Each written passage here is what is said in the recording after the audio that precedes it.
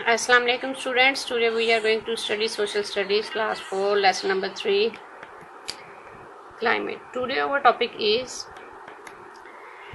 major climatic zones of Pakistan. ठीक है, पाकिस्तान में जो क्लाइमेटिक जोन्स हैं वो कौन कौन से हैं वो भी हम डिस्कस करने वाले हैं। Pakistan is located in the temperate climatic zone. Temperate का मतलब होता है दरमियाना मौसम, जी जहाँ पे बहुत ज़्यादा ना ठंड होती है ना बहुत ज़्यादा गर्मी होती है। Pakistan is located in the temperate climatic zone, which is neither too hot nor too cold. जो पाकिस्तान का हिस्सा है या जो पाकिस्तान का एरिया है वो दरमियाने आबोहवा वाले हिस्से में है, उस जोन में है जहाँ का दर्जा हरारत ना तो बहुत ज़्यादा गर्म होता है और ना ही बहुत ज़्यादा ठंडा। It has 4 climatic regions. इसमें 4 किस्म के मौसमी हिस्से हैं, as shown on the map on page number 19, जैसा कि पेज नंबर 19 में आपको नज़र आ जाएगा। First heading is highlands. Highlands का मतलब होता है जो ऊंचे एरिया थे, मतलब पहाड़ी सिलसिले जो होते हैं। ठीक है, ये जैसा कि आपको पिक्चर में नज़र आ रहा है, highlands in Pakistan receives a lot of rainfalls. ठीक है, कुछ एरिया ऐसे हैं जहाँ पे बहुत ज़्यादा बारिश होती है। Highlands are mountainous areas. Highlands पहाड़ी इलाके हैं। The northern, north western and western.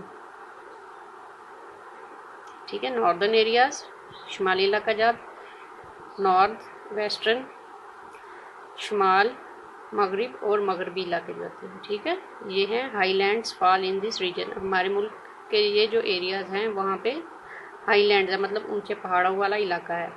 They have long cold and snowy winters. वहाँ पे ज़्यादा लंबी ठंड और बर्फ़बारी वाली सर्दियों का मौसम होता है।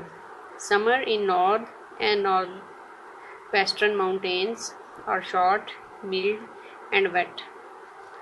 जो गर्मियों का मौसम होता है वो नॉर्दर्न एरिया में, नॉर्थ वेस्टर्न एरिया में जो पहाड़ी इलाके हैं वहाँ पे।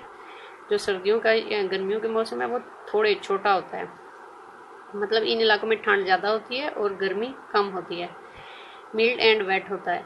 ठीक है, बट इन वेस्टर्न माउंटेन्स, जो मगरबी पहाड़ी इलाके हैं, they are warm and dry. जो मगरब के पहाड़े हैं हमारे मुल्क में, जो मगरब वाली साइड पे पहाड़ पाए जाते हैं वो गर्म और खुश्क होते हैं। Rainfall is the highest in the northern mountains. Northern mountain में सबसे ज़्यादा बर्फ़ बारिश होती है। ठीक है, शुमाली इलाकों में जो पहाड़ी इलाके हैं वहाँ पे सबसे ज़्यादा बारिशें होती हैं। The western mountains get less rainfall. और जो वेस्टर्न माउंटेन्स हैं मगरब वाली साइड पे जो हमारे पहाड़ी इलाके हैं वहाँ पे बहुत कम बारिश होती है। ठीक है, नेक्स्ट इज एरिड। एरिड का मतलब होता है ड्राई, मतलब खुश्की वाले इलाके कौन से हैं।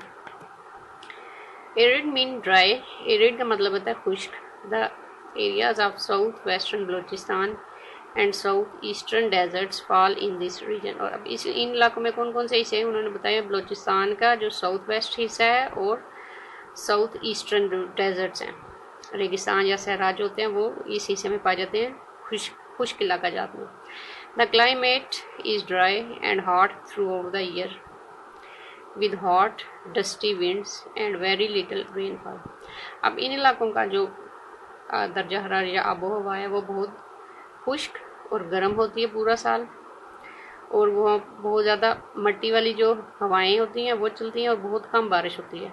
ठीक है, डस्टी विंड्स होता है जो अपने साथ मट्टी को उड़ा के लाए, ऐसी हवाएं या तूफान जो होते हैं वो इन इलाकों में होते हैं। कौन से? साउथ वेस्टर्न बलूचिस्तान और साउथ ईस्टर्न डेजर्ट जो एरिया हैं वो इसमें आते हैं, एरिड में। ये देखिए जैसा कि आपको पिक्चर में भी दिखा रहे हैं, western mountains have a dry climate.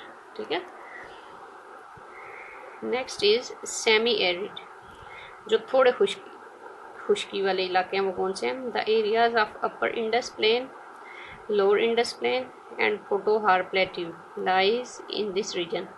अब सेमी एरिड में अपर इंडस प्लेन भी शामिल है, लोअर इंडस प्लेन और पोटोहार के जो सिलसिले हैं वो इस इलाके में आते हैं। ठीक है, this region has hot summers, cool winters and monsoon rain. ठीक है, वहाँ पे जो गर्मियाँ हैं वो बहुत गर्म मौसम होता है और सर्दियों में ठंडा और मूनसून की बारिशें भी होती हैं ऐसे इलाकों में। ठीक है, कौन सी? सेमी एरिड वाले में।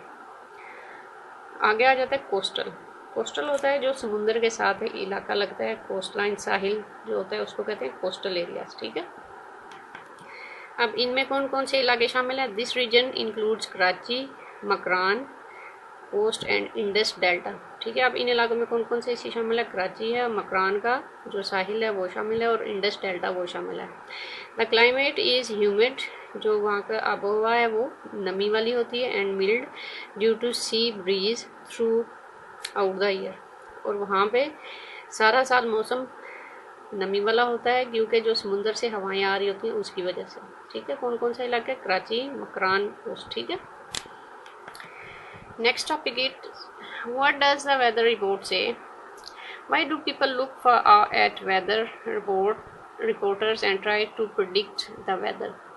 लोग क्यों वेदर रिपोर्टर्स को देखते हैं और इसके बारे में फिर मौसम के बारे में प्रिडिक्ट कर लेते हैं कि या उसके बारे में सोच लेते हैं? One reason is that a weather forecast can help people to protect themselves. इसकी एक वजह यह है कि जब लोगों को वेदर का बारे में पहले पता चल जाता है, फोरकास्ट पहले वो सुन लेते हैं, तो आने वाले वक्त के लिए अपने आप को बचा लेते हैं। एंड देयर प्रॉपर्टी, और अपनी जो उनकी जायदाद या जो भी चीज़ होती है, मतलब अगर उनकी फसलें हैं उस चीज़ के बारे में वो पहले ही अपने इकदाम करने लग जाते हैं। ठीक है, वेदर रिपोर्ट इसलिए ज़रूरी होती है ताकि लोग अपने और अपनी जो चीज़ें हैं उनकी हिफाजत पहले ही कर लें। If farmer knows that there will be no rain, अगर किसानों को ये पता चल जाए कि बारिश नहीं होने वाली, they can arrange to water their crops, तो वो अपनी फसलों को पानी देने का इंतज़ाम कर लेते हैं। ठीक है बच्चों, keeping a record of the weather can help us to predict the weather.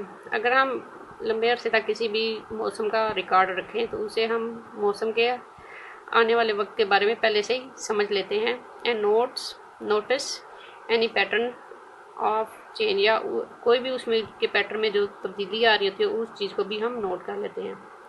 Governments and big companies use weather reports to plan ahead. ठीक है, जो गवर्नमेंट है और जो बड़ी कंपनियां होती हैं वो वेदर रिपोर्ट को अपने आने वाले मंसूबे के लिए इस्तेमाल करते हैं। They need to make sure the demand for resources such as electricity for example can be met. ठीक है, अब जो गवर्नमेंट है और जो बड़ी बड़ी कंपनियां हैं वो वेदर रिपोर्ट को पहले ही समझ लेती हैं और उसके लिए अपनी पहले से ही इकदाम कर लेते हैं।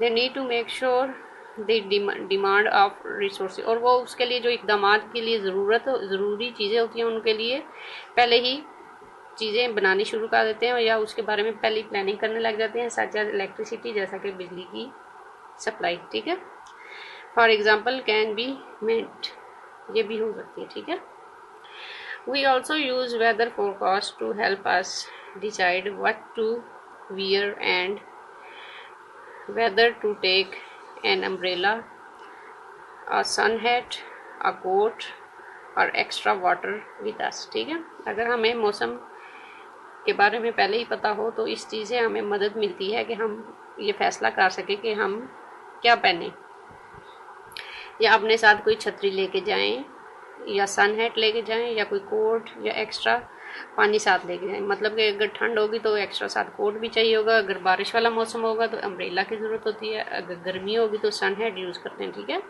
इसलिए मौसम के बारे में हमें जब पता होता है तो हम उसी के मुताबिक अपने अपने इंतज़ाम कर लेते हैं। ठीक है बच्चों,